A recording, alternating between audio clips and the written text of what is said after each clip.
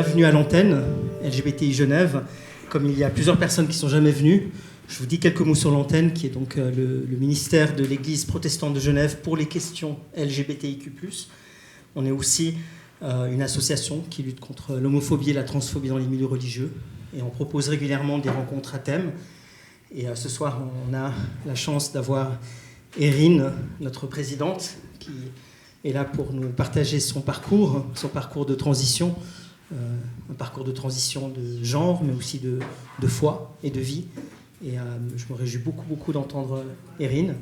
C'est pour moi un grand privilège d'avoir pu avoir Erin à mes côtés, à nos côtés pendant ces dernières années, qui a apporté avec nous l'antenne. Et pour moi, c'est un honneur qu'on puisse être là et t'entendre aujourd'hui, et entendre ta parole aussi, et ta voix, par rapport à ce parcours qui a été le tien et qui est le tien, qui est un parcours extrêmement riche et courageux. Et voilà, et je remercie aussi Anne-Claire, qui nous accompagne depuis des années, en tant que membre du comité, en tant que partenaire catholique de l'antenne. C'est grâce à Anne-Claire, elle est arrivée parmi nous il y a quelques années, et très rapidement elle s'est intéressée à notre travail, et on a créé ces liens d'amitié entre nos églises et entre nos ministères. Et Anne-Claire s'occupe de la pastorale des familles de l'Église catholique à Genève, et aussi la représentante de l'évêque pour les couples et les familles. Et puis voilà, ensemble, Anne-Claire et Erin ont monté aussi ces célébrations œcuméniques inclusives qu'on propose 3 fois par année. Donc elle co-préside ces célébrations. Donc il y a toute une histoire aussi entre elles, et ça faisait parfaitement sens que cette rencontre se fasse entre Erin et Anne-Claire. Et je vous remercie pour ça. Voilà, ensemble, et puis avec d'autres, on a construit une célébration. C'était pas évident, mais voilà, on va dire c'est autour du Christ qu'on s'est rencontrés. Et très vite, on a pu trouver une façon fructueuse de travailler, dans les fruits de l'Esprit Saint aussi, parce qu'il a fallu trouver l'accord de nos paroles, nous comprendre, des expériences de vie très différentes l'une l'autre, mais toujours cette appartenance au Christ qui restait notre union, ou notre lieu de rencontre. Voilà. Donc, on se fréquente depuis bientôt 6 ans. C'était, 2021, ouais. Et puis, effectivement, régulièrement, on prépare des célébrations inclusives. C'est d'abord ça l'important. Vous voyez, plateforme de partage, de ressources sur les questions LGBTIQ et la spiritualité. Et il nous tient vraiment à cœur d'offrir un lieu spirituel, et pas seulement un lieu de réflexion, mais un lieu d'expérience, de foi et de vie. Donc voilà, on s'accroche à ça avec plutôt du bonheur, aussi quelques contraintes, mais beaucoup de joie de pouvoir grandir là-dedans. Erin, c'est se plonger dans la Bible et puis en même temps tout de suite écouter la vie. Tout de suite entendre la question qui vient, tout de suite saisir l'actualité politique, sociopolitique. Et puis tout de suite, de manière queer, qu'est-ce que ça veut dire ? Comment est-ce que c'est interpellé ? Tu portes vraiment ça en toi. Alors voilà, ce soir, il y a vraiment cette envie de pouvoir connaître d'où viennent tous ces liens et cette complexité que tu portes en toi, qui te permet de lier parole de vie et parole de Dieu d'une façon très, très particulière. Alors, dans la vie d'Erin, en ce moment, on est à une période assez cruciale, non, prometteuse, on va dire. Dans une période assez prometteuse, parce que Erin, depuis quelques mois, a fait tout un temps de discernement, et Erin est en chemin vers la prêtrise, dans une communauté d'églises épiscopales qui se trouve ici au Paquis. Il y en a une, mais en fait c'est une église mondiale, épiscopale, épiscopalienne, on peut dire les deux. Alors officiellement en français ça doit être épiscopalienne parce qu'il y a une personne qui nous regarde qui va me dire t'as pas dit épiscopalienne. Mais oui, mais sinon en fait on dit aussi épiscopale par raccourci de langage.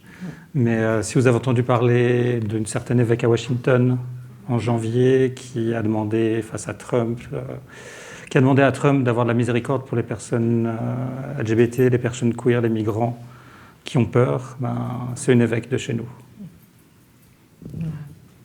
Donc tu as un chemin vers la prêtrise pour cela. Et puis, du coup, tu as dû écrire ton autobiographie spirituelle. Voilà. Alors c'est avec ces mots-là, et puis dans une autre rencontre particulière pour nous, qu'on a préparé l'interview de ce soir. La vie d'Erin, elle est dense. Alors on va passer par-dessus l'enfance. Tu as grandi dans un univers avec beaucoup de ressources, de quêtes, d'ouvertures, d'appartenances différentes. Et puis, jeune adulte, tu as choisi le chemin vers le baptême. Tu avais quel âge? C'était dans quel... Donc le baptême, ça doit être autour de 23. La préparation au baptême. Puis ça faisait quelques années que ça réémergeait en fait. Ça réémergeait bien fort autour de la vingtaine. Mais il y a eu plusieurs signes avant-coureurs aussi dans l'adolescence. Mais disons qu'il y a eu un peu un moment donné où il y a quelque chose qui s'est dit que tu vas aux prières de Thésée, tu vas à Thésée, tu trouves ta paix. Donc maintenant, arrête de tourner autour du pot. Arrête de vouloir avoir toutes les réponses avant de te lancer. Vas-y, tu sais ce que tu veux, tu sais où va ton cœur. Donc du coup, je me suis engagé dans le parcours de baptême, qui est un parcours en fait qui s'est fait. J'étais à la fusterie, aux prières de Thésée depuis quelques mois, et puis un groupe de jeunes adultes qui s'est créé à ce moment-là, qui s'est jamais refait depuis. Donc c'était vraiment à chaque fois des signes de. Il y a quelque chose qui devait se faire à ce moment-là. Et j'ai fait ce parcours-là on était 13 au début, on a terminé à 4. On a fait une cérémonie, c'était 3 personnes catholiques qui faisaient une confirmation, et puis moi c'était le baptême. Dans un contexte particulier, œcuménique, c'est pas. Oui, ça a directement commencé dans un contexte œcuménique. Donc on a fait la cérémonie de baptême au lac, parce que du coup j'ai été baptisé dans le lac. Et c'est des blagues qui deviennent un peu trop sérieuses au bout d'un moment. C'était juste une parole en l'air, puis finalement ça s'est fait comme ça. Et on a terminé la cérémonie liturgique à l'église je vais y arriver. À l'église de la Sainte Trinité, c'est ça? L'église ronde. Ouais, l'église ronde du côté rue de Lausanne. Donc c'est là où en gros ça a été pour moi.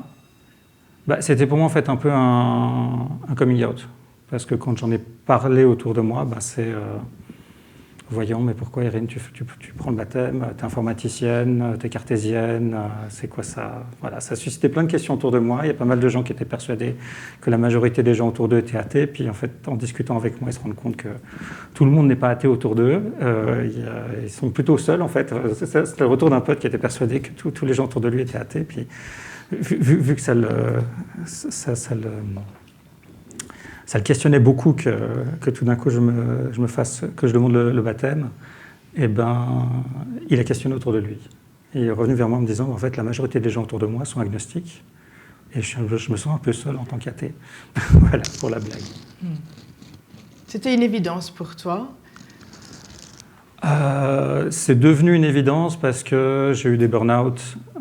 Donc il y a des choses en fait que je sentais une certaine paix, des choses comme ça, mais on se dit ok, plus tard, j'attends des réponses, j'ai besoin d'avoir tout ce qui est construit proprement pour y aller. Puis après il y a un peu des murs qu'on se prend qui disent en fait il va bien falloir faire le pas, et puis on aura les réponses au fur et à mesure. Donc quand j'ai fait mon comment on appelle ça? Témoignage de baptême? Je ne sais plus. Profession de foi? Profession de foi, voilà, merci. Quand j'ai fait ma profession de foi, j'ai dit, en fait, sur la Trinité, j'ai 2 sur 3. Dieu le Père, oui. L'Esprit, oui. Parce qu'en fait, avoir une transcendance au-dessus, oui. L'Esprit, en fait, on en fait un peu... on en prend, on en saisit un peu ce qu'on veut, vu qu'il n'y a pas de... Il y a peu qui est dit dans la Bible, et puis il souffle où il veut. Et puis Jésus, c'était compliqué. Et puis du coup, j'ai dit ça comme ça. J'ai dit, voilà, j'ai 2 sur 3, mais j'y vais. On verra bien pour les réponses plus tard. c'est comme ça. Oui, mais souvent, on entre dans la foi chrétienne par la personne du Christ, de Jésus, qui dans son quotidien, dans ses paroles, dans ses propos, attire les gens. Mais pour toi, il y avait quelque chose d'incompréhensible, il y avait quelque chose qui n'était pas concevable? Il y avait plein de choses. Il y avait une notion de déconstruire toute l'image de Jésus, qui est l'espèce de pote imaginaire de ceux qui veulent te convertir à leur pote imaginaire. Donc il déconstruit un peu cette image un peu trop simpliste. Et puis, il y avait aussi le fait que Dieu le Père ou l'Esprit, on peut rester dans notre tête, quoi. On peut, c'est très bien, c'est le monde de là, c'est mon monde intime à moi. On peut rester hors de l'incarnation. Et du coup, moi, je l'ai compris beaucoup plus tard, mais vraiment, ce qui bloquait, c'était la question de Jésus, il est là dans l'histoire. Il y a, grosso modo, et à un moment donné, quand Jésus meurt et mis au tombeau, on ne sait pas ce qui se passe. La Bible ne dit pas ce qui se passe. Et à ce moment-là, il y a quelque chose de l'ordre d'une croisée des chemins. Qu'est-ce qu'on fait de ce Jésus qui, avant d'être mort et mis au tombeau, peut être tout à fait vu comme un très bon rabbi, un sage, quelqu'un qui a beaucoup de sagesse à donner, mais qui reste qu'un être humain. Et puis au tombeau, qu'est-ce qui se passe? Et c'est à ce moment-là qu'on se dit, tiens, est-ce que pour moi, Jésus au tombeau, c'est juste un être humain, et puis le récit biblique un peu,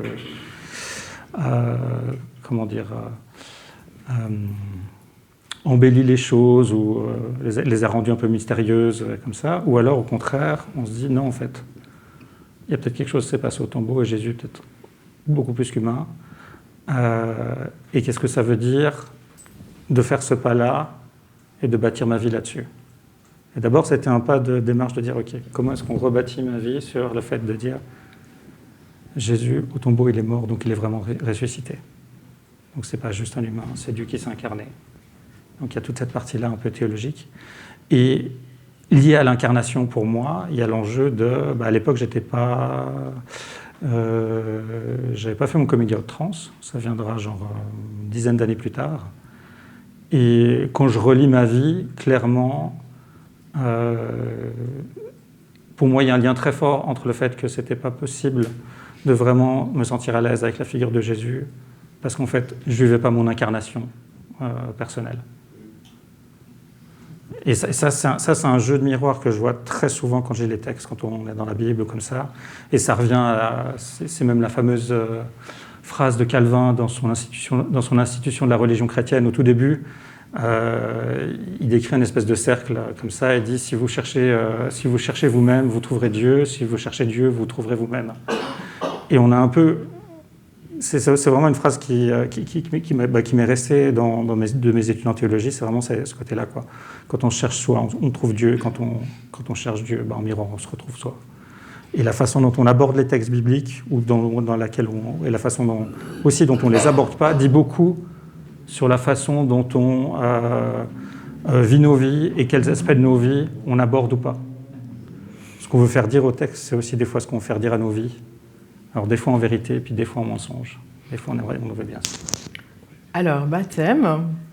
Et puis là, tu as vécu dans l'église protestante de Genève, des groupes, différentes activités.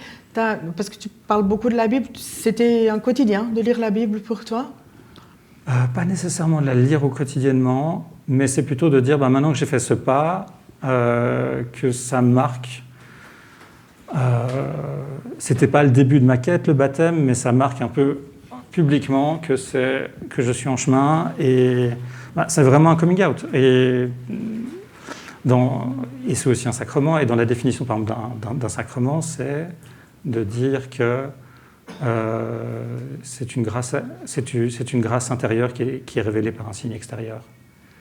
Et pour moi, il y a un parallèle énorme entre parler de baptême et parler de coming out dans les trajectoires de vie LGBT.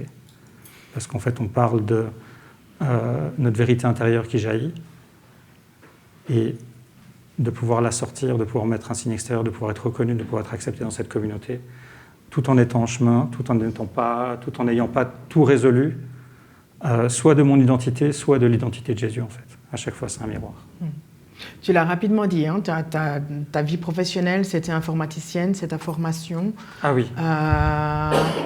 Et en fait, c'était où tes lieux de foi? C'était quoi? Beaucoup Thésée, les prières de Thésée. Pendant 2-3 ans, j'étais vraiment infidèle des prières de Thésée à la fusterie une fois par semaine. Ça m'a vraiment mis une habitude de prière régulière. Et puis ça a été un enjeu au début de sujet au travail, parce que mercredi tu viens manger avec nous? Ah ben non, j'ai prière. T'as prière? Ok.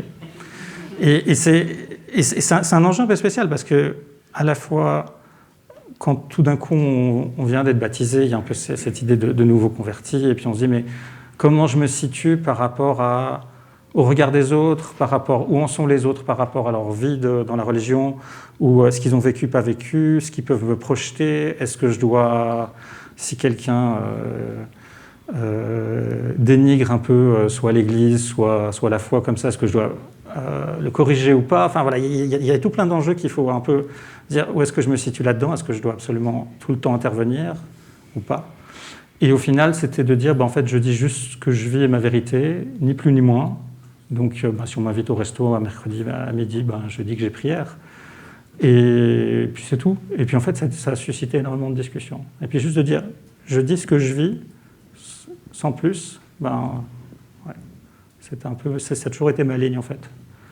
Vraiment de témoigner à partir de ton expérience, hein? Ouais. Et pas être porteuse d'un message particulier. En fait, ça vient en second en fait. Mais c'est pas la première raison pour laquelle je suis là. Ouais. C'est d'abord ça.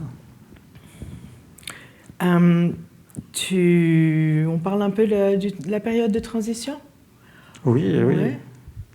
Tu étais déjà à l'armée, on l'a dit. Hein? C'est quelqu'un dans l'Assemblée qui parlait que voilà, tu as été aumônier d'armée. Je suis toujours. Tu es toujours, pardon. Ouais. Et voilà, ça c'était une façon de grader, une façon d'avoir un poste, ou bien c'était pour pouvoir annoncer Jésus-Christ? Non. Alors c'est intéressant. J'ai été 10 ans, plus ou moins 10 ans engagé vraiment fortement avec l'Église protestante. J'avais été présidente de région ici, de la région Rive-Droite pendant 1 an, dans le conseil Rive-Droite aussi pendant 3-4 ans. Et il y a une période un peu de crise et de transition. Et à cette période-là est venue la question de l'aumônerie militaire. Donc moi j'avais, vu qu'à l'époque j'étais au masculin, j'avais dû faire l'armée. J'avais terminé toute mon armée, toutes mes obligations militaires. Et j'ai le commandant en seconde de l'aumônerie militaire qui en début d'année 2018 m'envoie un message sur Facebook. Ah mais est-ce qu'on se serait parlé il y a 3 ans en arrière? Vous étiez très intéressé à peut-être faire quelques jours dans l'aumônerie militaire. Et ça n'avait pas pu se faire. Et puis là, le règlement avait changé. Il y avait une possibilité, vu que j'étais étudiante en théologie, il y avait une possibilité tout d'un coup que je puisse rentrer dans le processus de recrutement pour l'aumônerie militaire. Et j'avais complètement oublié cette personne, vu que 3 ans auparavant, ça ne s'était pas fait. J'avais complètement oublié cette idée-là. Et ça m'est revenu vraiment pile à l'instant charnière où comment ça peut y avoir une crise là où j'étais dans les rôles que j'avais et que je cherchais un peu d'autres lieux et d'autres lieux de ressourcement. Il y a notamment ça qui est venu, cet appel pour l'aumônerie militaire. Et du coup, en fait, cette année-là, j'ai postulé, j'ai eu la formation, et puis 1 an plus tard, je faisais ma première mission d'aumônerie de l'armée. On précise juste, parce que tu as déjà dit 2 fois, donc tu as fait des études de théologie à ce moment-là, dans la période après ton baptême? Oui. Donc, pour toi-même ou bien parce qu'on te l'a demandé? Non, pour moi-même, parce que le catéchisme, c'était pas suffisant. Et puis quand j'allais rencontrer les pasteurs comme ça, qui étaient de bonne volonté, mais du coup, souvent j'avais des questions qui allaient bien au-delà de ce qu'ils pouvaient répondre. Donc c'est un peu genre, tu vas devoir le faire toi, va apprendre les outils que les pasteurs ont et puis va chercher les réponses dont tu as besoin parce que sinon tu vas juste être frustré. Donc en fait pour moi c'était vraiment continuation du catéchisme à la base, faire le bachelor en théologie. Voilà. J'en fais souvent l'expérience, la grande capacité intellectuelle et la rigueur, voilà, de savoir avoir les bons mots, de trouver les bonnes raisons, de décrypter ce qui n'a pas de sens et de trouver comment donner un sens. Tu es vraiment accro à ça, avec beaucoup d'acharnement et de délicatesse en même temps. Des fois, c'est difficile de te suivre, mais en fait, tu nous prends toujours quand même par la main. On le vit bien en célébration. J'espère que vous arrivez à suivre ce soir aussi, quand même. Ouais. Il y a un enjeu quand je lis la Bible, ou même quand on l'étudie à l'Uni. Pour moi, il y a un enjeu, c'est pas juste pour le plaisir intellectuel. Si j'ai besoin de creuser autant, c'est parce que j'ai besoin de trouver une paix. Donc j'ai besoin de pouvoir creuser à ce point pour pouvoir vraiment savoir jusqu'où on va et pourquoi on dit ça. Et je respecte totalement le fait que d'autres personnes n'ont pas besoin de creuser autant. C'est pas une question que je fais mieux ou comme ça, c'est vraiment moi j'ai besoin d'avoir des réponses, de les trouver moi et d'aller voir ce qu'il y a parce que je sens qu'il y a quelque chose et tant que j'ai pas cette paix de dire ah ça y est j'ai trouvé ce que je voulais trouver, je vais pas m'arrêter. Et plutôt que d'embêter au bout d'un moment ou d'être frustré parce que d'autres personnes qui trouvent leur paix différemment n'arrivent pas à me la donner, en fait, on y va, quoi. Et tu es arrivé avec tout ça à l'armée ? Devant des recrues Non, l'armée, c'est complètement autre chose. Comment ? L'armée, c'est plutôt... Il y a un lien, en fait. C'est que l'enjeu de creuser les textes bibliques pour trouver une paix, c'est aussi pour avoir... C'est pour avoir une fondation pour avancer dans la vie. Parce qu'il y a quand même un texte et des traditions qui nous ont été données, qui ont passé l'épreuve du temps, qui malheureusement des fois sont retranscrites et redonnées de manière horrible. On aura le temps d'en parler, mais il y a quand même quelque chose, au-delà de toutes les couches qui peuvent être problématiques, il y a quand même quelque chose de vrai et de profond qui nous est transmis, et qui a traversé les temps et les âges, et qui a traversé les institutions, qu'elles soient fidèles au texte ou qu'elles le trahissent. Donc, c'est cette partie-là, à mon avis, qui est très importante à creuser et à trouver. Et c'est cette partie-là, du coup, qui m'anime. Et pour moi, du coup, l'enjeu, c'est que derrière la foi,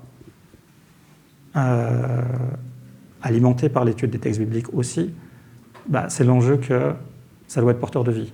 Et le jour où on se retrouve devant un mur, à se dire « la vie vaut plus la peine », ça va pas, et la mort, en fait, ça pourrait être une issue auquel on pense. Pour moi, j'espère que tout ce que j'aurais creusé et toutes les réponses que j'aurais trouvées me feront pencher toujours vers la vie. Pour moi, il y a un enjeu là. Enfin, pour moi, c'est quand on dit Jésus sauve, Dieu sauve, ou comme ça, pour moi, c'est ça, c'est concrètement ça.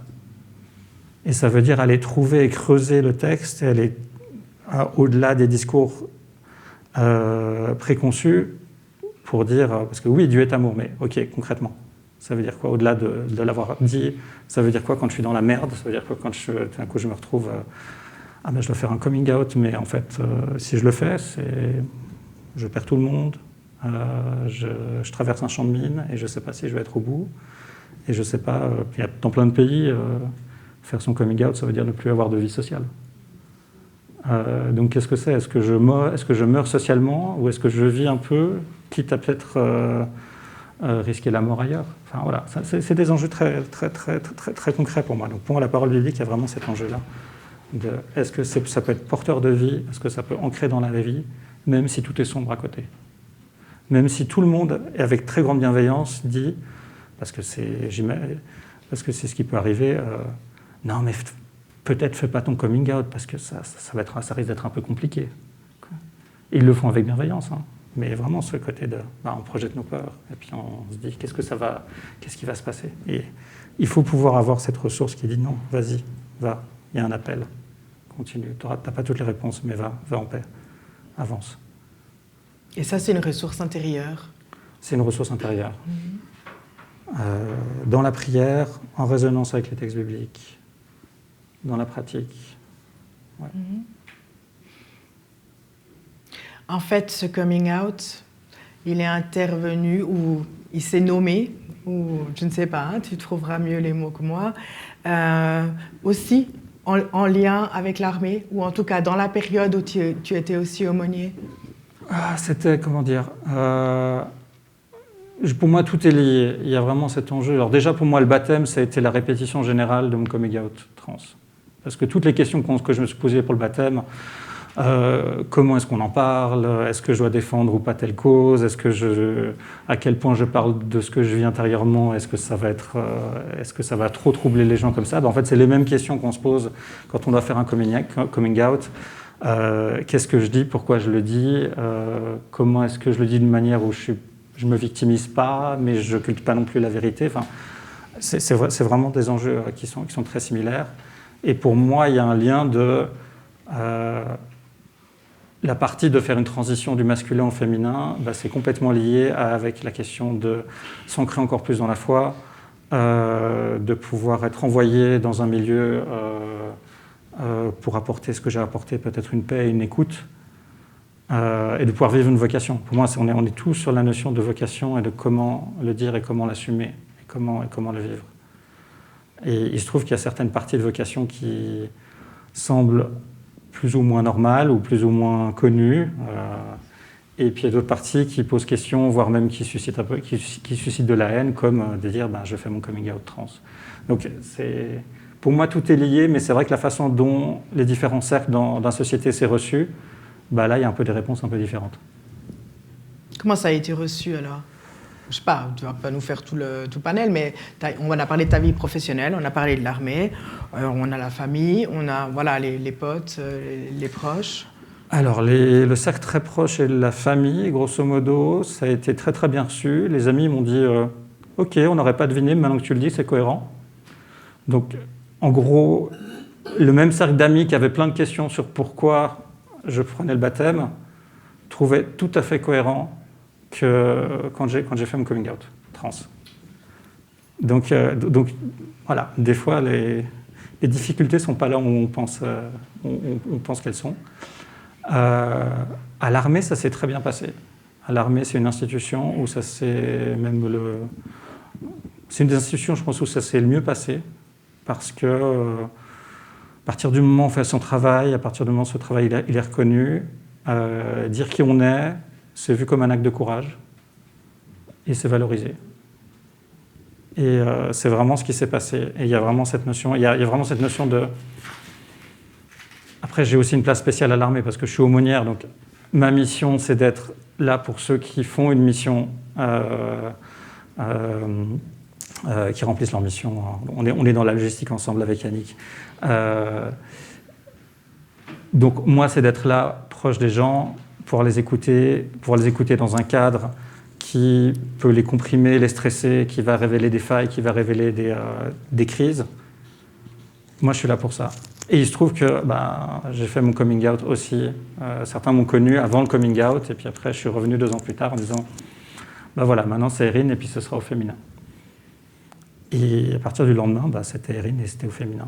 Et zéro problème, grosso modo. Et toi? Tu t'es sentie différente là-bas, dans ce cadre-là particulier? C'est impressionnant au début parce qu'en fait, on se sent quand même un peu seul quand on fait un coming out devant 5 fois 150 personnes, de le dire et qu'il y a un silence qui est respectueux, mais le lendemain, on est un peu genre « Qu'est-ce que j'ai fait? Qu'est-ce que j'ai fait? Qu'est-ce que j'ai fait ?» Et puis, les feedbacks viennent un peu plus tard. Et puis, petit à petit, en fait, les gens spontanément disent « Erin, aumônière Ah, ok, d'accord. » Moi, ça m'a beaucoup appris aussi sur le fait que c'est pas nécessairement les gens à qui j'aurais pensé qui étaient moins acceptants ou plus acceptants. Il y a vraiment pour moi la question de... on a tous des préjugés sur les gens, enfin, on se balade dans la rue. Dans les premiers mois de mon coming out, il y avait un peu ce côté, on jauge un peu, est-ce que ça va être problématique avec cette personne si je croise son regard ou pas, et tout ça, comme ça. Et grosso modo, à chaque fois, ça n'a jamais été les personnes que je pensais, où je pensais qu'il pourrait y avoir des problèmes, qui ont été celles qui posaient problème. Donc, et l'armée m'a vraiment encore plus prouvé ça, que c'est pas parce que on a énormément de gens dans le bataillon qui sont issus de l'immigration, qui n'ont pas forcément une très grande des diplômes universitaires comme ça. Et il y a un gros préjugé qui dit que l'acceptation vient de l'éducation ou d'un certain niveau intellectuel. En fait, non. Et c'est aussi intéressant Souvent, il y a cette phrase, on dit « oui, mais dans le passé, les gens, ils étaient moins tolérants, ou dans le passé, comme ça, et tout ». Puis on peut dire « oui, ben, Jésus, il y a 2000 ans, il était tolérant ». Donc la tolérance ou l'intolérance, elle aussi, et puis elle n'est pas là où forcément on la pense, quoi. Là, tu parles des autres. Toi, il y avait cette étrangeté comme ça, hein, après avoir annoncé. Comment est-ce que ça va? T'es un peu étrangère à toi-même. Il y a de la peur aussi quand on fait un coming out? Non, je le sentais un peu, mais c'est toujours impressionnant parce qu'on redéfinit le lien, on le redéfinit pour tout le monde. Alors déjà que je suis la personne qui apporte du spirituel, qui permet aux gens d'être vulnérables là où ils veulent, à un endroit où ils veulent surtout pas être vulnérables et pas s'ouvrir. Donc il y a déjà ça dans mon rôle. Et en plus, je dis en fait dans tout ce qui me définit, il y a aussi le fait que je suis un parcours trans. Et puis ça peut susciter du trouble chez certains comme ça et on ne sait jamais.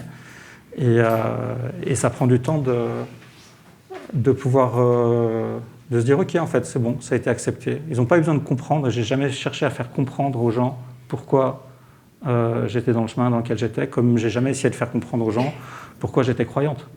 C'est pas la question en fait. La question c'est au nom de ma foi, je peux être dans ce milieu-là et je peux écouter les gens. Là c'est pareil. Au nom de mon incarnation, je peux être dans ce milieu-là et je peux écouter les gens. Et pour moi, ça a plus été de... En fait, quand on arrive à dire qui on est, à s'incarner et à s'aligner, en fait, on peut être encore plus disponible. Si je n'ai pas besoin de me cacher de qui je suis, parce que j'aurais peur que ça puisse troubler l'autre personne, non, je le dis.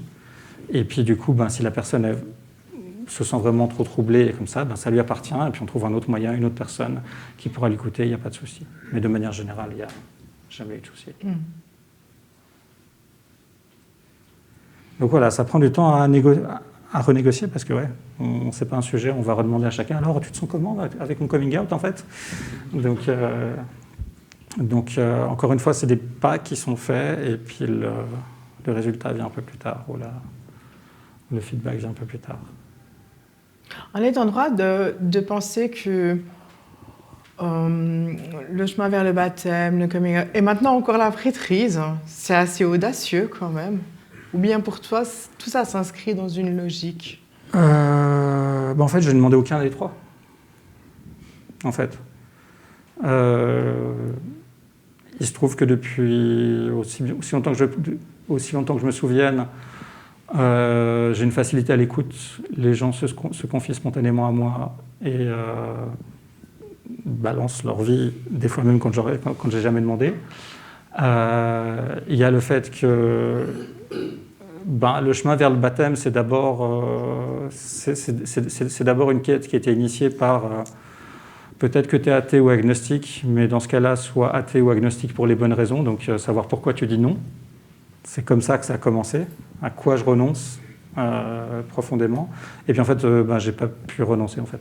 C'était à chaque fois de creuser un peu plus, de dire en fait, je suis beaucoup plus en fait, la foi chrétienne, c'est pas la caricature que j'avais.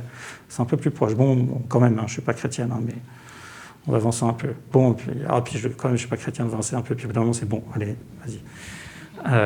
Tu trouveras les moyens plus tard de tisser et de redire ça de manière juste et posée et qui rende justice à ce que je vis et qui ne soit pas dans les raccourcis ou les caricatures que je pouvais avoir ou que certaines personnes peuvent projeter par rapport à la foi chrétienne. C'était ça la crainte? C'était d'être dans les caricatures de ce que les gens peuvent rejeter par rapport à la foi chrétienne? C'est que moi, je sois devenu la caricature que je déteste, ouais. Dans un premier temps, c'était ça. Donc il fallait montrer ou adhérer ou nommer d'une autre façon la foi que... Il faut que je puisse rendre compte de ce que je vis pour que ce soit intelligible pour les autres. Okay. Et si ce n'est pas intelligible pour les autres, ça veut dire que je vais être la seule à le vivre. Okay. Donc et du coup, c'est vraiment ça. Et comme il y a un peu cet appel qui dit il y a quelque chose à creuser, mais en même temps, les discours premier degré ou ce qu'on peut facilement prendre de ceux qui sont les porte-voix de certaines foi chrétiennes ou comme ça. C'est pas du tout le discours qui me va. Donc il y a vraiment un écart. Je dis dire, bon, ok, en fait, je vais devoir creuser parce que ce discours-là, ça marche pas avec ce que je vis, ça marche pas avec l'appel. Comment est-ce que je réconcilie un peu peut-être un élan du cœur et puis le tisser, le mailler avec tout ce que j'ai vécu dans ma vie et le besoin de cohérence et de vérité que j'ai pour moi, quoi. Et ça, c'est aussi sur la question de l'incarnation et du coming out. Comment est-ce que finalement je dis la vérité, je la tisse et de pouvoir être aligné là-dessus, quoi. Erin? Oui. Dieu.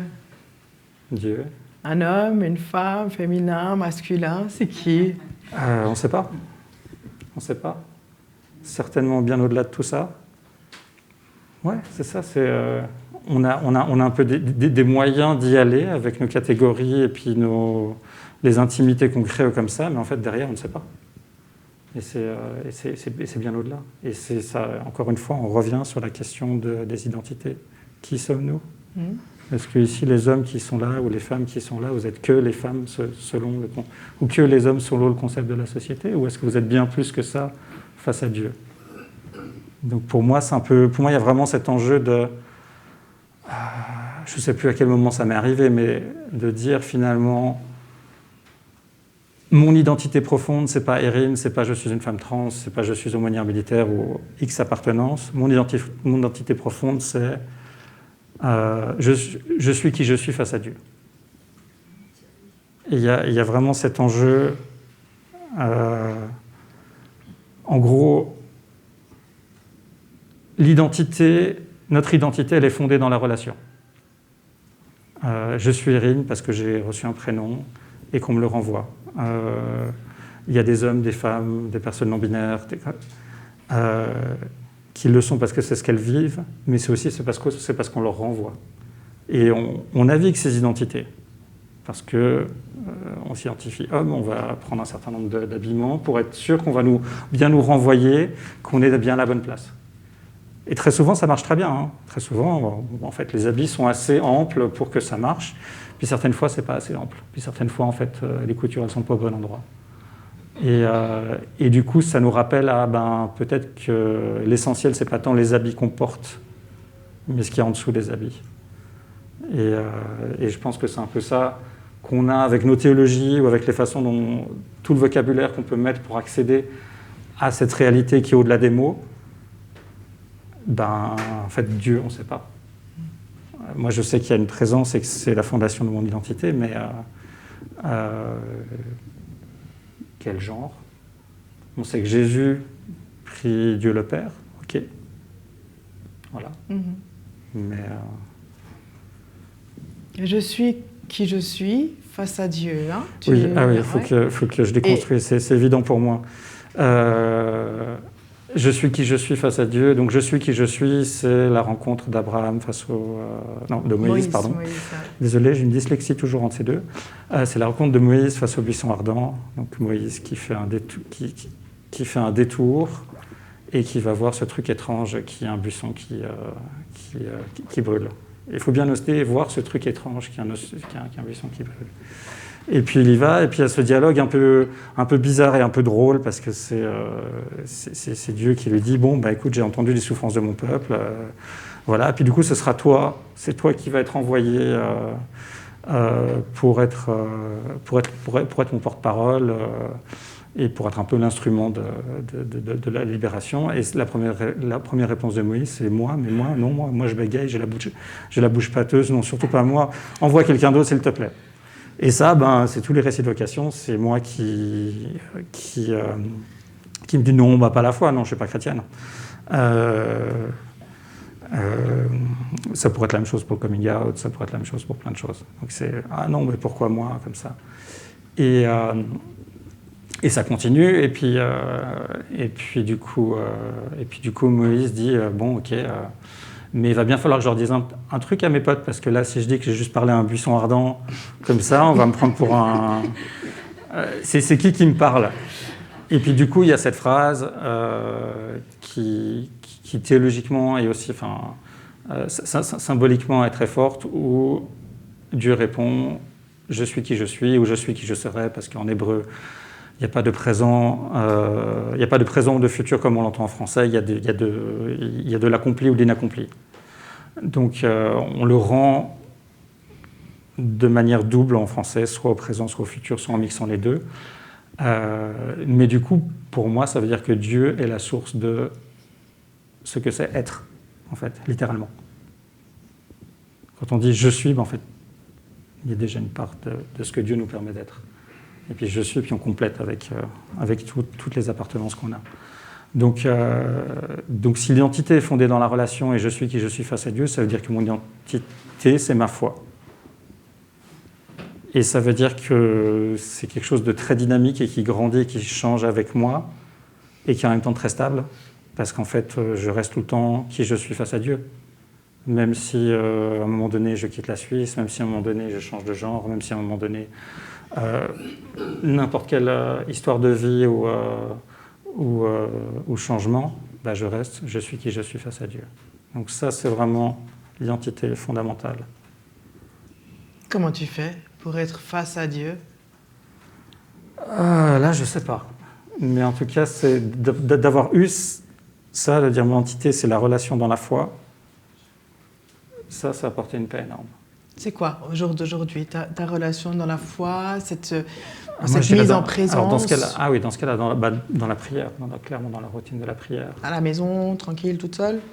À la maison, à plusieurs, en église, et puis aussi un enjeu de, comment je dirais,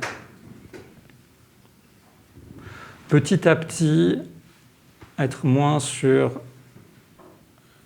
qu'est-ce que je dois soutenir moi intellectuellement, consciemment de tout ce qui se passe dans ma vie avec Dieu, et de renverser un peu la balance et de dire ok, je suis porté par Dieu, je me sens porté, je me sens saisi, la foi qui saisit et se sentir créature de Dieu, donc se sentir porté par. Et ça, c'est aussi les expériences de vie par rapport à avancer dans la vie, faire de l'accompagnement pour creuser ses blessures et se dire tiens, mais en fait, est-ce que Dieu pourrait être là aussi? Est-ce que ça pourrait est-ce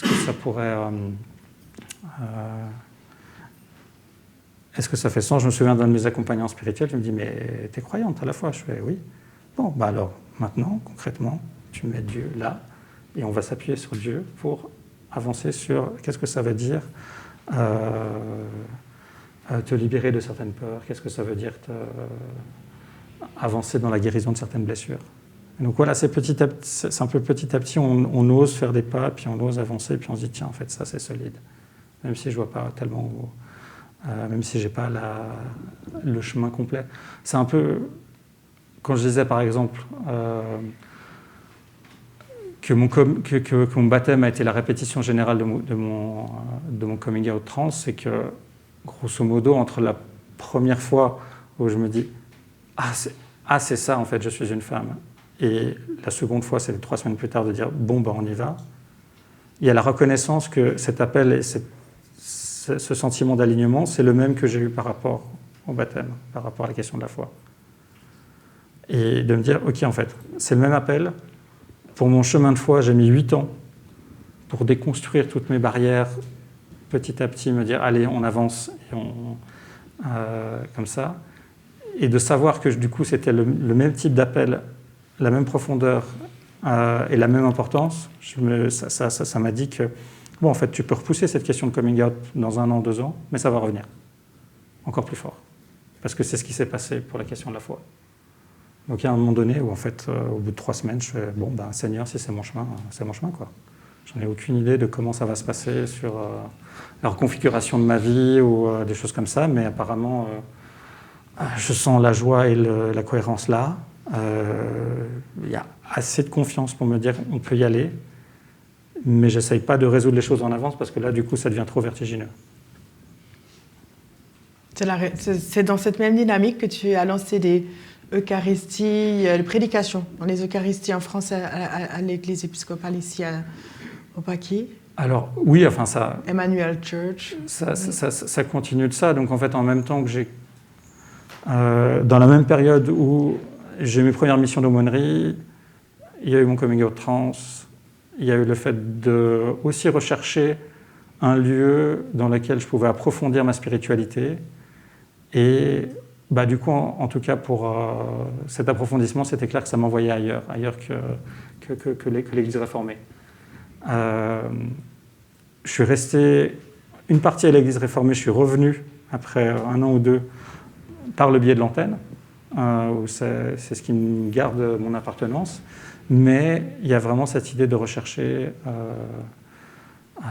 vraiment une maison spirituelle. Et il se trouve qu'en fait, j'ai une amie qui m'a invité, et à ce moment-là, la liturgie que j'ai découverte, donc anglicane,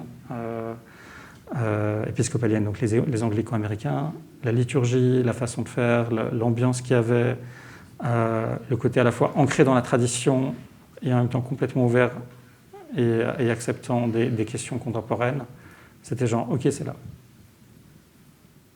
Ok, là, je trouve ma paix.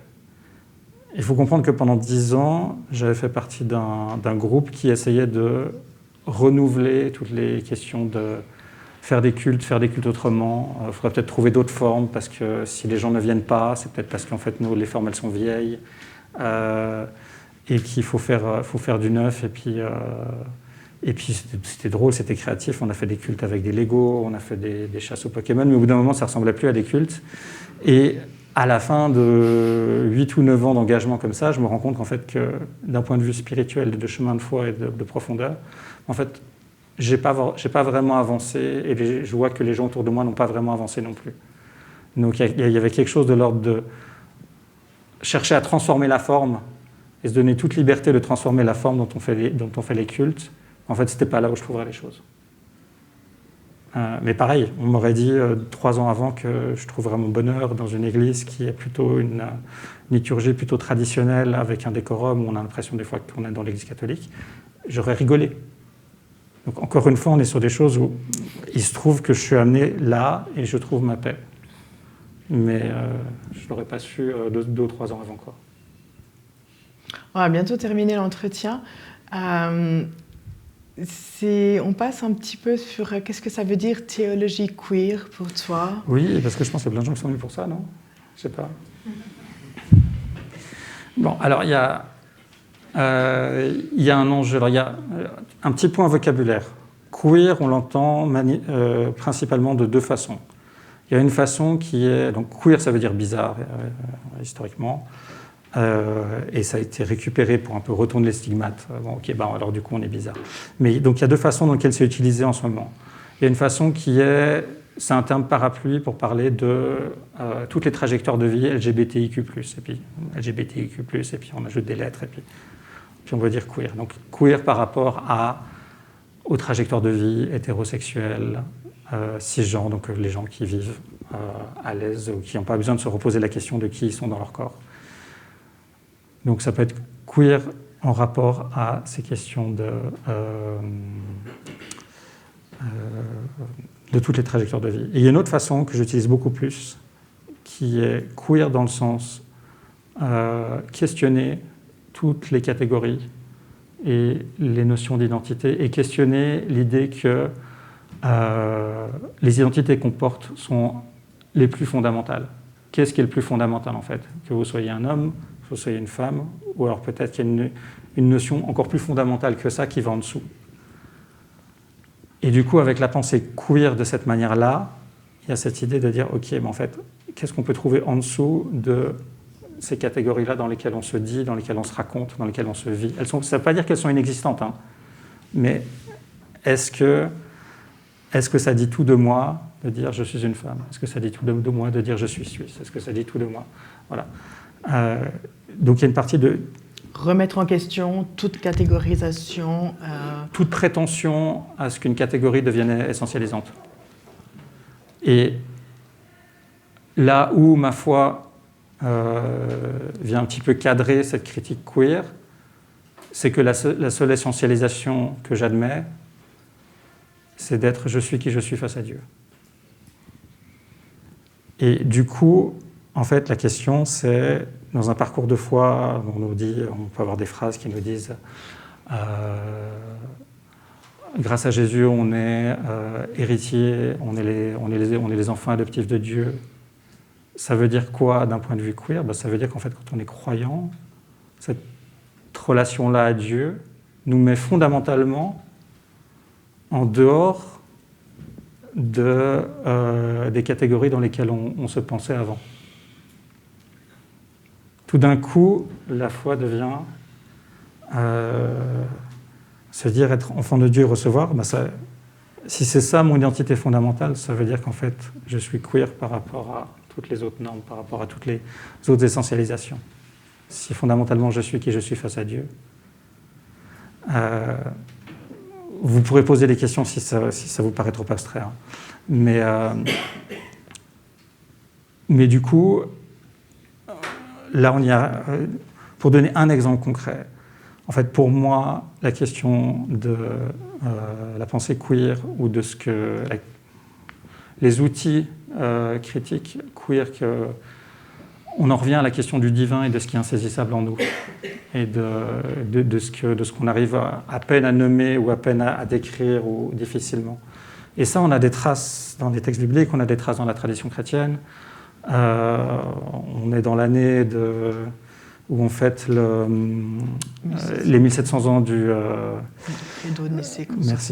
symboles des apôtres et du credo. Et on voit que justement, il y a tout un enjeu. Alors, je sais que ce credo a été utilisé, et ça fait partie des mauvaises façons, mais a été utilisé pour dire c'est comme ça, tu dois croire comme ça, et c'est fini, il n'y a pas d'autres questions.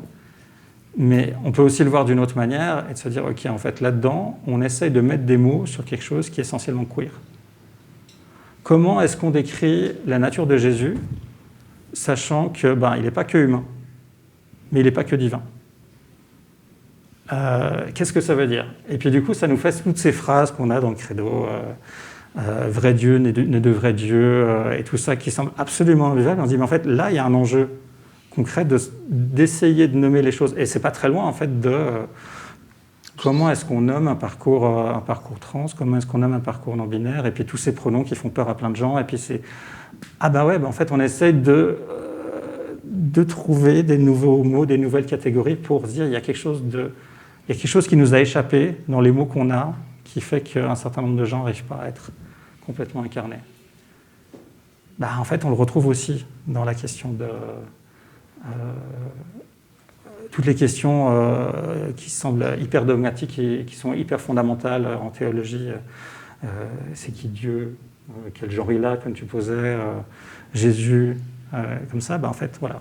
Là-dedans, on a ces enjeux exactement de ce qu'on peut vivre dans un parcours, dans un parcours où on cherche à trouver nos mots pour pouvoir s'incarner. Et il y a cette notion vraiment de... Enfin, je le disais à la messe qu'on a fait pour la Pride, du coup en juin, mais pour moi, il y a cette notion que Jésus, par sa part divine, est définitivement queer, mais en plus, il fait des miracles, il marche sur l'eau, donc ça aussi, c'est complètement bizarre. Enfin, il faut aussi le prendre au premier degré, queer. Et du coup, il est mort aussi de la même ostracisation qu'on peut vivre quand on n'est pas dans les cases admises dans une société. Et ça en dit long. Et pour moi, c'est très clair. Quand je disais « je suis qui je suis face à Dieu », le récit de Moïse Moïse face au buisson ardent, qui est envoyé face à Pharaon, qui doit parler. Oui, je sais, je t'enlève toutes tes notes, c'est ça? Non, c'est très bien. Tu vas pas dans le bon sens, mais tu dis tout, c'est bon. Tu vois, voilà. Mais il y a cette notion de, je crois que c'était Philippe Lefebvre qui disait ça, qui disait qu'au début de ce récit, on a Moïse qui est la bouche pâteuse, qui bégaye et qui n'est pas sûr de lui. Et puis quelques chapitres plus tard, on n'arrive plus à savoir qui parle. Est-ce que c'est Moïse qui parle ou est-ce que c'est Dieu? Il y a une ambiguïté, et je pense que l'ambiguïté, elle dit quelque chose de... Nous, on aime bien séparer et déconstruire, ça c'est Dieu, ça c'est pas Dieu, ça c'est moi, ça c'est pas moi. Et en fait, je pense qu'au bout d'un moment, dans la foi et dans la trajectoire d'acceptation que la foi peut amener, il y a cette notion d'en fait, on ne déconstruit plus. On a déconstruit toutes les barrières et tout ce qui bloquait le chemin pour se connecter à Dieu, pour vivre dans la foi, toutes les fausses pensées et les fausses croyances qui disent que parce que tu es gay, ton chemin c'est l'enfer et c'est tout. Ça, il faut les déconstruire, il faut les enlever. Mais au bout d'un moment, c'est de dire, ah ouais, en fait, mais j'avance. Est-ce que c'est moi qui ai choisi ou est-ce que c'est Dieu qui a mis sur le chemin ou quelle est ma part? En fait, on n'en sait plus trop, mais à la fin, c'est plus trop grave parce qu'en fait, c'est dans la confiance et dans la paix. Et le plus grand drame pour moi, ça c'est quand je suis arrivé à l'antenne les premières années, c'est qu'en fait, moi j'ai grandi en dehors, dans mon adolescence, tout ça, en dehors des églises, comme ça. J'arrive, je fais mon coming out, et puis je dis mon coming out, c'est grâce à mon baptême. Et je me retrouve face à un certain nombre de gens pour qui la foi, c'est d'abord un handicap à surmonter, parce qu'il y a eu tellement de traumas qui étaient dit et fait au nom de Jésus, au nom de la foi. Et pour moi, là, il y a une vraie colère, parce que c'est le genre... Mais je vois à quel point ça peut m'amener à avancer, à assumer, à avoir moins peur, à aller, même si je n'ai pas tout résolu, et de se dire qu'en fait, dans d'autres circonstances, le même texte biblique, la même foi, est utilisé pour dire à des gens « tu n'es pas conforme, on va t'écraser » ou alors « découpe-toi pour rentrer dans les habits, parce que sinon tu seras en enfer ». Et ça, du coup, ça pour moi, c'est un enjeu de grande colère. De grande colère et d'urgence aujourd'hui ? Oui. Et d'urgence, parce qu'en fait, il y a aussi une notion pour moi de dire, mais en fait, les fruits de la foi ou les fruits de l'esprit, c'est quand même la paix, la cohésion, de ne pas tout le temps être dans la peur, de pouvoir assumer que peut-être l'autre en face, je ne le comprends pas, je n'ai pas besoin de le comprendre en fait. Ça, c'est aussi quelque chose que j'ai alarmé. Il y a des gens, je peux me retrouver à discuter avec des gens qui ne sont pas du tout de mon même bord politique, qui n'ont pas du tout les mêmes convictions de foi ou comme ça, mais il se trouve qu'on est dans un milieu qui fait que on est là, et ça marche parce qu'en fait on s'estime assez bien, puis en fait on est embarqué dans une mission commune qui fait que ça marche. Mais est-ce que j'ai besoin de changer l'autre pour qu'il me rassure sur qui je suis? Et ça pour moi, c'est un des plus gros problèmes. Est-ce que j'ai besoin de vous convaincre de croire en Jésus pour être certaine que moi j'ai bien rencontré Jésus? Parce que si je vous convainc pas, c'est peut-être que je l'ai pas rencontré. Donc voilà, c'est un peu... je sais pas, je conclue de manière abrupte comme ça, mais j'ai pas de... Enfin, pour moi, c'est un des plus grands enjeux, et c'est pour ça que les parcours de vie LGBT, mais en fait, bien au-delà, tout parcours de vie qui va au-delà des cases assignées, à la fois peuvent être sujets à beaucoup de souffrance et d'ostracisation dans certaines communautés, mais en même temps, si on les traverse ça ou si on est dans des contextes où ce n'est pas le cas, on peut être témoin d'une foi très profonde et renouvelée et ancrée et qui permet d'être pleinement incarné. Et pour moi, c'est vraiment ce que les parcours de vie LGBTIQ+, peuvent apporter à l'Église. C'est pas tant... Oui, alors on est dans l'Église protestante, il y a un certain nombre d'églises qui disent on accueille ceux qui sont opprimés, c'est un premier geste, c'est très bien, mais ça c'est le premier pas, c'est pas le dernier. In fine, c'est ajouter une voie supplémentaire à comment est-ce qu'on comprend la foi et comment Dieu agit dans nos vies, et faire en sorte que si nous, on a pu réussir petit à petit, malgré toutes les épreuves, malgré tous les soucis, comme ça, à pouvoir être en paix, ancré dans la foi et dans nos identités, ça permet à l'autre de se libérer. Et il n'y a pas besoin d'être dans un parcours de vie LGBTIQ+, pour avoir besoin de se libérer. J'ai pas mal de discussions où tout d'un coup, ah mais ouais, c'est vrai, maintenant si je me pose question en tant que femme, là, il y a ça, tu me fais faire attention à ça. Ah, j'aurais jamais pensé. Et je pense que c'est pour ça que du coup, on est l'objet de toutes les attentions, de témoignages d'amour comme de haine. Parce qu'on vient gratter sur... si on va là, on arrive au cœur de la foi, mais du coup, ça veut dire que toute la structure de pouvoir qui est peut-être faite pour maintenir les gens dans une certaine case, parce qu'on a très très peur que les gens sortent des cases et comme ça, ben, c'est là où la violence, elle se met, elle se trouve. Parole d'évangile ou parole de Dieu essentielle pour aujourd'hui, quelle serait-elle, selon toi? Une ou plusieurs même? J'en ai dit plein. Hein. Il y a tous les récits de vocation, la vocation d'Abraham. Comme message pour la société d'aujourd'hui, pour Genève, pour la vie, notre Europe d'aujourd'hui, quel est ce message qui nous vient de Dieu? Il nous veut fondamentalement épanouis et incarnés. Tous les récits bibliques, toutes les vocations vont dans ce sens-là. On prend quelqu'un à un endroit et il est transformé petit à petit pour arriver à sa vocation de manière incarnée. Et Dieu accompagne. Et Dieu accompagne. Et Dieu est là, ouais, clairement. Et il est là encore plus fort quand tout d'un coup on enlève ces barrières qui disent « mais je sens très fort en moi que… » Et puis on m'a interdit ou on m'a dit que c'était pas… Puis tant qu'on l'ouvre, puis « ah mais oui, c'est possible. » Merci Erin. Merci beaucoup.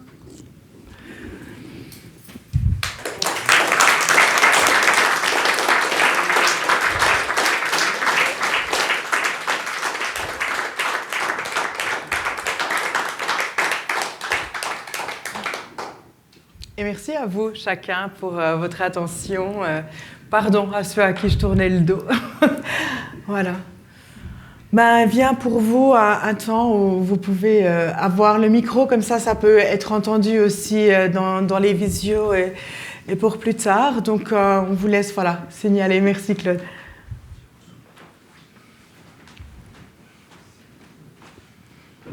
Merci. Face à la question que tu as eue tout à l'heure, est-ce que Dieu est un homme, une femme ou autre chose? Tu as répondu, on ne sait pas. Est-ce que cette réponse est de type agnostique? Non, parce que pour moi Dieu est une réalité. On ne sait pas parce qu'en fait, fondamentalement, il brise toutes les catégories. De toute façon, dans les textes bibliques, il y a clairement, on s'adresse à lui au masculin, Jésus s'adresse à lui au masculin, enfin un certain nombre de fois, mais il y a aussi un certain nombre d'occurrences où on peut s'adresser à lui au féminin. Mais il faut bien faire attention que c'est pas la question d'utiliser ou pas le masculin ou le féminin, mais c'est de faire attention que c'est des moyens d'accès pour dire quelque chose et pour se mettre en rapport à Dieu. Là où c'est glissant, c'est que si on s'adresse au masculin, donc ça veut dire qu'il y a des qualités masculines ou que certaines qualités masculines sont plus divines que d'autres. C'est comme ça. Donc le problème, c'est à quel point on essentialise le genre utilisé, à quel point on en fait une règle. Donc Dieu, fondamentalement, il reste Dieu. Et est-ce qu'on arrivera à le saisir un jour en entier? Non. Voilà, c'est ça ma question. C'est ça ma réponse. On se retrouve tout le temps, et aussi avec la théologie queer, entre autres, mais enfin,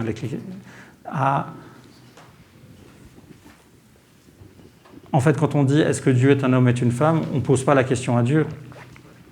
On est toujours en train de déconstruire nos représentations. Oui. Dieu, il reste Dieu. La déconstruction, c'est toujours les représentations. Oui, parce qu'on est incarné soit l'un, soit l'autre, et on ne peut pas s'en sortir de ça. Quoi. Alors, je dirais pas forcément soit l'un, soit l'autre, mais ouais, on est incarné, et puis effectivement, il y a un certain nombre d'appartenances ou de contingences qui fait qu'on est dans nos vies comme ça, et puis on se débrouille plus ou moins bien avec ces appartenances. Ouais. D'accord, merci.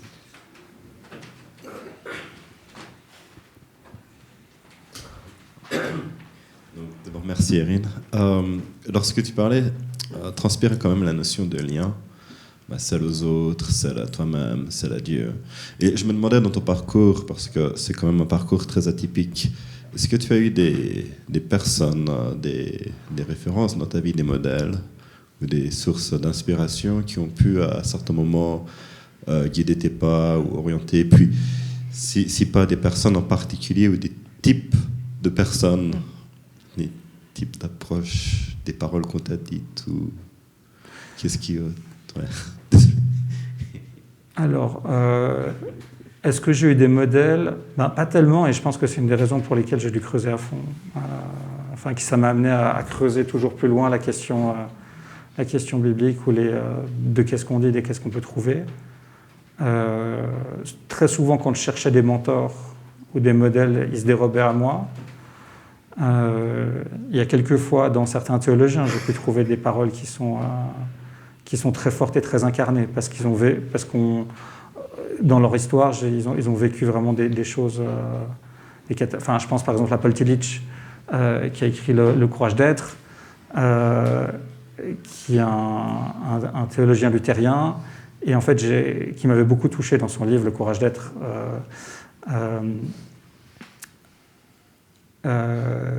Et j'ai appris bien plus tard en fait qu'il avait été aumônier militaire côté allemand pendant la Première Guerre mondiale, et qu'il avait vécu le drame de Verdun, et qu'en une journée, il avait dû enterrer une centaine de ses camarades. Et que du coup, cet événement-là a fait que toute sa théologie, toute sa pensée, ça éclaire d'une autre manière toute la théologie qu'il a produite, parce qu'en fait, c'est à chaque fois de dire comment est-ce qu'on se remet de ce drame absolu quand on a vécu l'horreur, comment est-ce qu'on s'en remet, qu'est-ce qu'on trouve de Dieu. Et j'en ai pas... Paul Tillich parle justement de la question de Dieu comme la fondation de l'être, en anglais « ground of being ». Et c'est vraiment cette idée de... des fois, il faut peut-être passer par un Dieu qui se dépersonnalise pour retrouver quelque chose de l'ordre de la force et élan de vie, fondation de l'être. Et il a aussi cette phrase qui dit que, en fait, il y a un moment donné où, au cœur de certains chocs ou de l'horreur, il y a toutes nos images de Dieu qui s'évanouissent, et puis on trouve Dieu qui était caché derrière ces images de Dieu. Et ça, c'est typiquement quelque chose qui m'a beaucoup porté, de dire en fait il y a quelque chose au-delà des évidences de ce qu'on dit, des textes ou des façons dont on se représente, qu'il faut aller chercher. En tant que communauté, qu'est-ce qu'on peut faire, ou qu'est-ce qu'on peut apporter ou dire autour de soi pour peut-être justement aider à des parcours tels que le tien, ou inspirer des parcours tels que le tien? Quelle est la position adoptée, ou quel conseil pourrais-tu nous donner? C'est déjà pas de donner conseil. En fait, c'est la question de faire son chemin de foi pour soi et de faire ce travail pour soi. Et si on fait ce travail pour soi, là, tout d'un coup, d'autres personnes le sentent ou se sentent intéressées. Donc, c'est toujours... J'en discutais avec une amie pasteur, où on parlait de la question du témoignage, qui est très forte et très utilisée dans les églises évangéliques. Et puis, côté réformé ou d'autres, on a c'est un peu plus touchy, cette question de témoignage. Et puis on y réfléchissait ensemble, puis on se disait, mais en fait, le problème, c'est que la notion de témoignage, elle est utilisée à l'envers. On veut faire témoigner les gens pour essayer de convaincre les gens de croire. Et en fait, à la base, témoigner, c'est déjà pouvoir se dire soi de ce qu'on vit, de comprendre ce qu'on vit, de pouvoir en rendre compte. Et il se trouve que à partir de là, si c'est assez cohérent, si c'est assez aligné, il se trouve qu'à partir de là, ça peut inspirer d'autres. Mais c'est d'abord une question de qu'est-ce que je raconte comme histoire, moi, pour moi. Comment est-ce que je raconte mon chemin, moi? Et pas une notion de comment est-ce que j'arrive à rendre cette image de Dieu assez séduisante pour que mes potes se sentent attirés par lui. C'est pas à moi de faire ce travail. Les disciples qui deviennent apôtres, techniquement, ils ne sont pas là pour apporter Dieu. Ils sont envoyés par l'Esprit, mais l'Esprit est déjà présent là où il les envoie. Donc c'est plutôt, ils seront le vis-à-vis qui permettra aux gens de se révéler. Donc c'est ça en fait. Pour moi c'est ça. Moi j'ai cette phrase quand je me présente à l'aumônerie de l'armée, en tant qu'aumônière face aux gens de mon bataillon ou partout. Je dis plein de choses de moi, une petite partie où je parle je suis genevoise, puis je dis je suis dans ma transition, j'ai fait une transition, je suis passé du masculin au féminin, et c'est une partie que je pourrais mettre de côté maintenant que c'est fini, ça a été accepté, c'est plus le sujet brûlant du moment. Je pourrais la mettre de côté parce que je sais que ça va troubler un certain nombre de gens et que je ne suis pas là parce que je suis une femme trans, quoi. Mais je le dis, si je vous dis tout ça, c'est parce que moi, je suis assez en confiance d'être moi-même face à vous, et j'espère que vous pourrez être assez en confiance d'être vous-même face à moi quand vous aurez besoin de moi. C'est ça l'enjeu, en fait.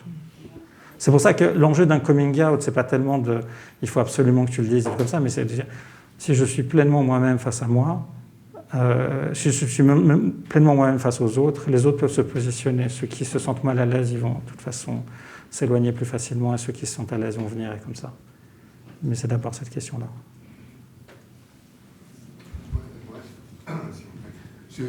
Bonsoir. Je voulais juste relever un point.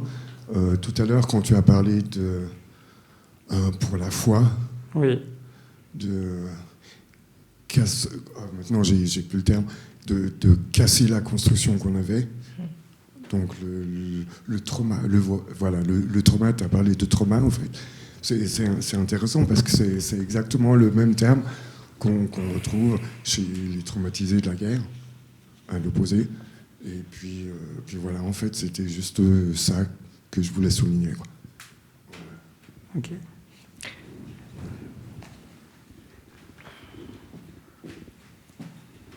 Oui, bonjour. Comment as-tu fait pour accepter le décalage entre l'amour de la divinité, la tolérance, et la réalité terrienne qui implique que des personnes seront intolérantes? Comment as-tu géré ce décalage? Alors, on a un mot pour ça, hein, dans le vocabulaire des transitions, ça s'appelle une dysphorie. Dysphorie.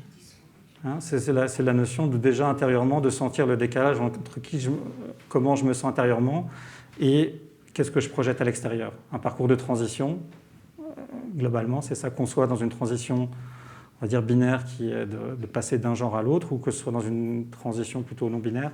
C'est-à-dire, en fait, il y a un décalage entre la case dans laquelle je suis, ou même le corps que j'ai, et comment je me sens intérieurement, et comment est-ce que je le résous.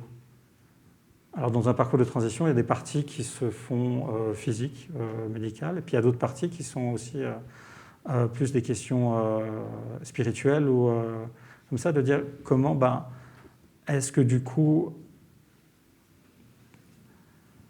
Disons qu'en fait, moi, je m'estime un peu chanceuse dans le sens que j'ai pas eu besoin de déconstruire peut-être un trauma qui aurait été mis sur moi, ou des expériences mauvaises qui auraient été mises sur moi pendant mon enfance par rapport à un certain discours religieux.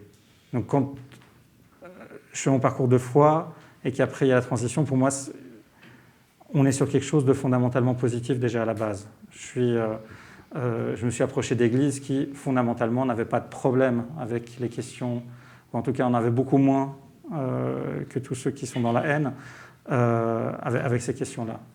Et il y a aussi une notion de, à partir du moment où on peut comprendre qu'il y a une part divine à laquelle on doit se connecter, et ça, c'est la foi, et c'est ce qu'il faut creuser et tout ça, ça peut relativiser aussi le monopole que peuvent avoir certains discours sur qu'est-ce que c'est avoir la foi, qu'est-ce que ça veut dire être sauvé, dans quels termes on est dans la foi et dans quel terme on n'y est pas, dans quel terme on est sauvé ou pas sauvé.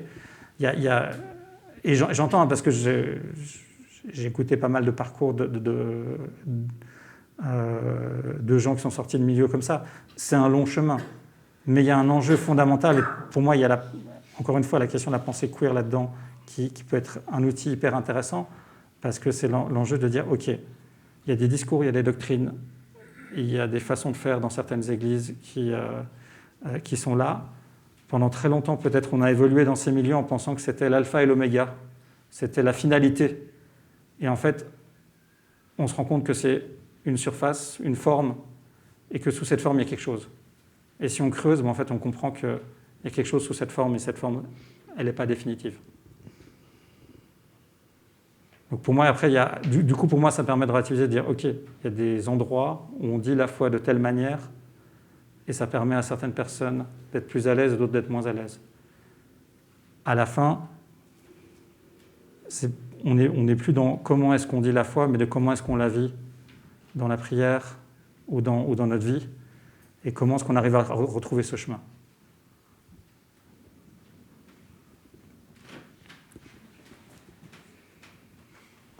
Merci beaucoup.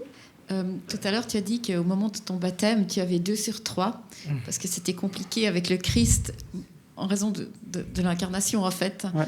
Et ma question, c'était un peu comment tu as avancé avec ça, et quel rôle ça a pu jouer aussi pour aller vers le chemin de ton coming out trans? Alors, comment est-ce que j'ai avancé avec ça? En me disant que c'était un os à ronger.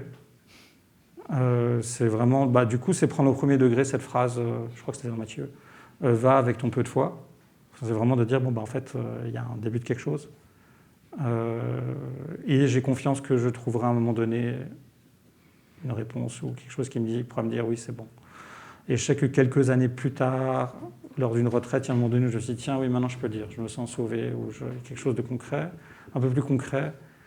Et il se trouve qu'il y a eu mon coming out, mais c'était en tout cas pas de manière consciente la question de... C'était pas lié de manière consciente avec cette question de comment est-ce que j'arrive à intégrer Jésus comme divinité incarnée ou pas. Il se trouve qu'après mon coming out, j'ai compris que plein de choses étaient plus faciles. Mais ça s'est fait un petit peu en sous-marin, comme ça, quoi.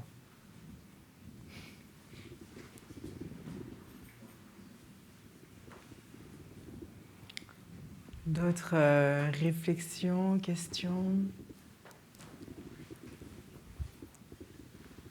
J'aimerais te dire un grand merci, Erin.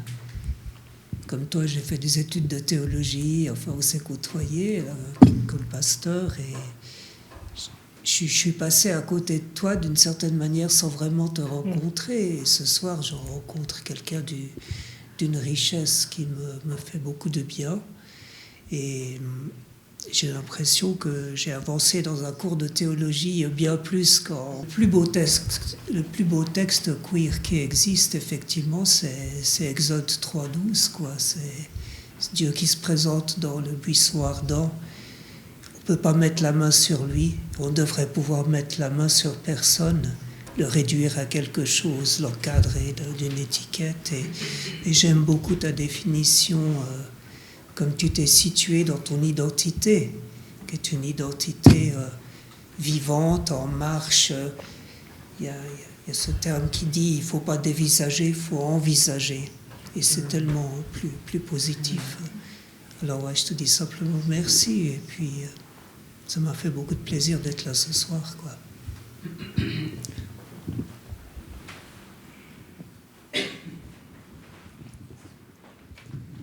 Oui, merci beaucoup. J'aurais une question concernant le parcours de transition. J'ai l'impression qu'il a été rendu harmonieux grâce à la foi.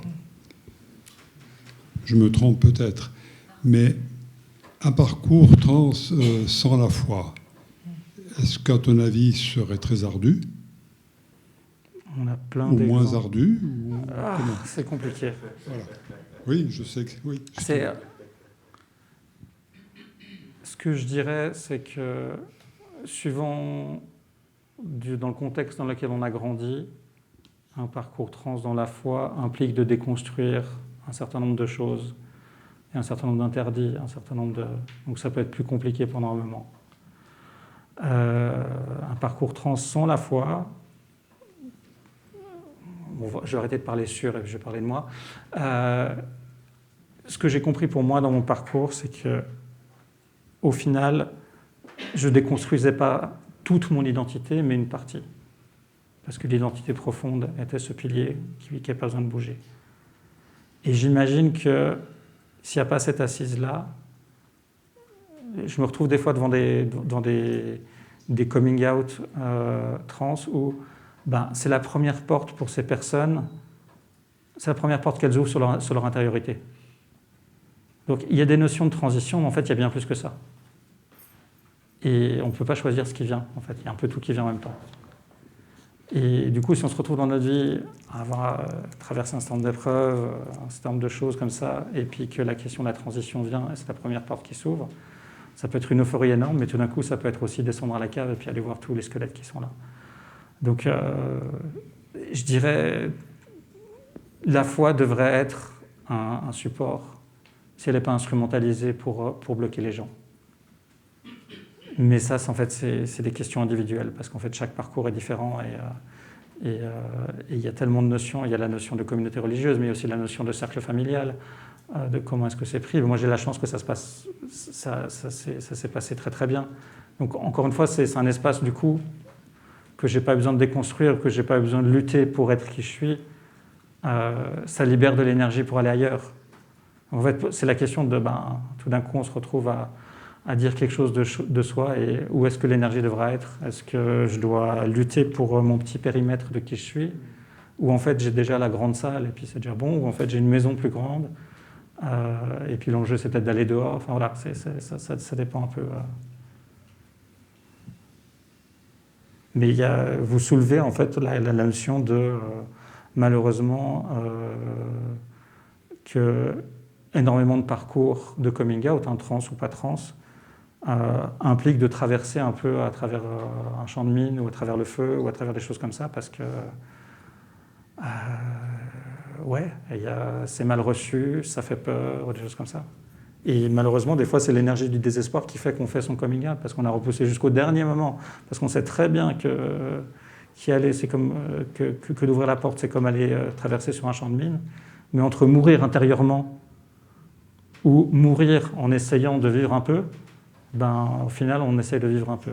Et puis, il se trouve qu'après, au bout d'un moment, les chemins s'écartent.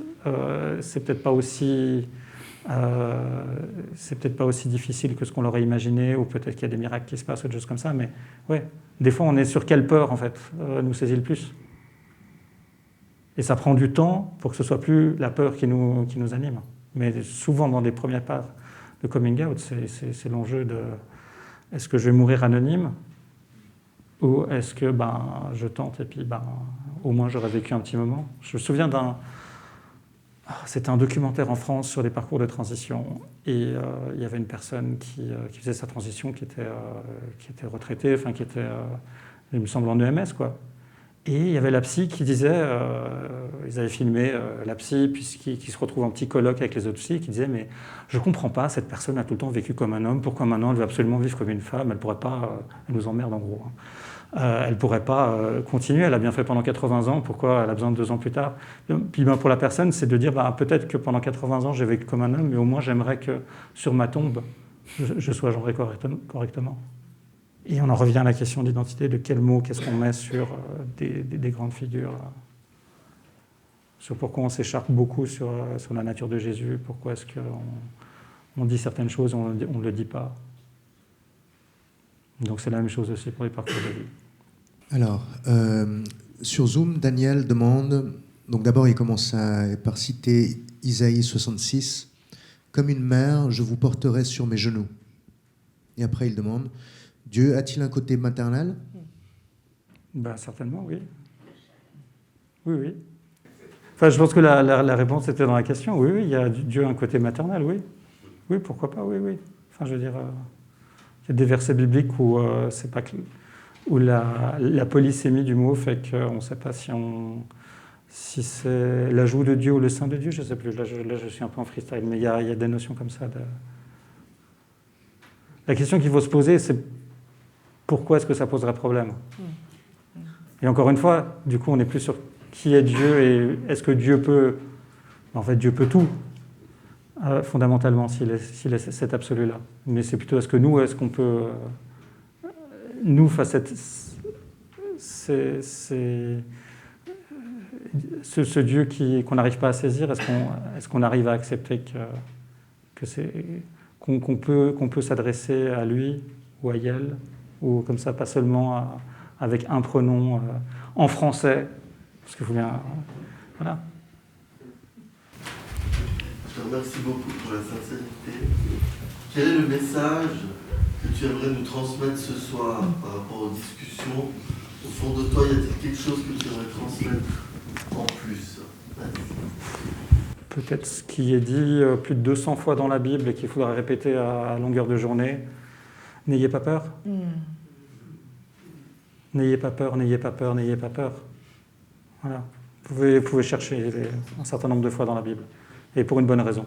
Et je pense que je vais terminer par une prière qui reprend une prière de Lancelot Andrews, qui est une figure dans l'anglicanisme que j'ai un peu adaptée, que j'ai utilisée au culte de l'antenne, à la célébration de l'antenne en octobre, et qui, je pense, va assez bien. Dans tes mains, Seigneur, voici nos esprits, nos âmes, nos corps. Tu les as créés, tu les as rachetés. Tu leur as donné une nouvelle naissance, tu les bénis, ô Seigneur, Dieu de vérité. Dans tes mains, Seigneur, voici nos espoirs, voici la paix que le monde ne peut pas nous donner. À partir de ce soir et pour toujours, lorsque l'on se couche et jusqu'au réveil, dans ta paix nous dormons, dans ta paix nous marchons. Car toi seul nous fais demeurer en sécurité, car en toi nous trouvons la liberté. Amen. Amen. Merci. Et nous continuerons de remettre ta vie, ton chemin et les pas qui arriveront dans les mains du Seigneur aussi. Merci, Erin, pour tout ce témoignage et tout ton engagement en grande vérité. Merci.